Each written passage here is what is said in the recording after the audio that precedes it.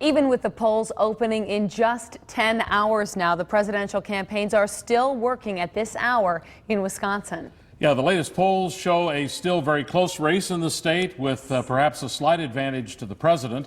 But of course, it's not just Wisconsin's 10 electoral votes. Tonight on Special Assignment, Fox 11's Mark Leland examines what needs to take place for a presidential victory nationwide. It is good to be back in Green Bay, Wisconsin. What a great state, what a great welcome. And by the way, this state is going to help me become the next president of the United States. After all the campaigning and the political commercials, I'm Mitt Romney. I'm Barack Obama, and I approve this message. the end is finally near. Wisconsin hasn't chosen a Republican presidential nominee in 28 years when it selected Ronald Reagan. But political experts tell us this year's close race is a good sign for turning Wisconsin Republican red. The fact that we are a competitive state for the presidential, a state that hasn't been won by a Republican since 1984, I think that's a good sign for Republicans. But winning Wisconsin isn't a guarantee for either President Barack Obama or Mitt Romney that they will win the election. Wisconsin remains just a piece of the political puzzle. States like Ohio, Wisconsin, Colorado, Virginia, and Florida are sort of the major states, and depending on how those states fall is really going to make the largest determination for, who wins this election. A candidate needs 270 electoral votes to win. Each state is assigned a number of electoral votes based on population. Now, most of the states have already been pretty much decided whether they're going Romney or Obama based on trends and polls. But of those toss-up states remaining, either side could still claim victory. Here's how.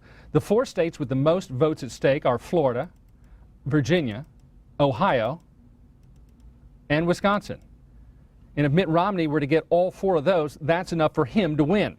Obama's road to victory is a little easier. He can win by capturing as few as 3 states. One winning combination is Nevada, Ohio, and Wisconsin. Mitt Romney has a very tough map. He almost has to get everything right in order to win. Obama is playing defense everywhere. And he has more margin of error. And while both sides expect the race to be close, in Wisconsin, the most recent polls from St. Norbert College and Marquette University give the edge to Obama. The experts say the key to victory, though, will come down to which side gets the voters to the polls. Who is most effective on getting their, what I like to call lazy voters, to the polls? Those who don't vote regularly, probably only vote presidential elections, and probably only vote if you, bug them enough, drag them to the polls, whatever it takes. The campaigns, with their push to get the vote out, know the importance of every single vote. The commitment I want to get from you is that you'll find someone who voted for Barack Obama last time and make sure they vote for me this time. We're going to pull an all-nighter.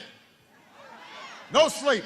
Wisconsin's other statewide race, the one for U.S. Senate between Tammy Baldwin and Tommy Thompson, is also in need of every last voter. These races are going to be decided by 1-2 percentage points at best, probably. And those living in northeast Wisconsin could be just the deciding factor. While the presidential elections in 2004 and 2008 showed Democrats fared best in the large metropolitan areas of Milwaukee County and Dane County, the Republicans did their best in the rural counties.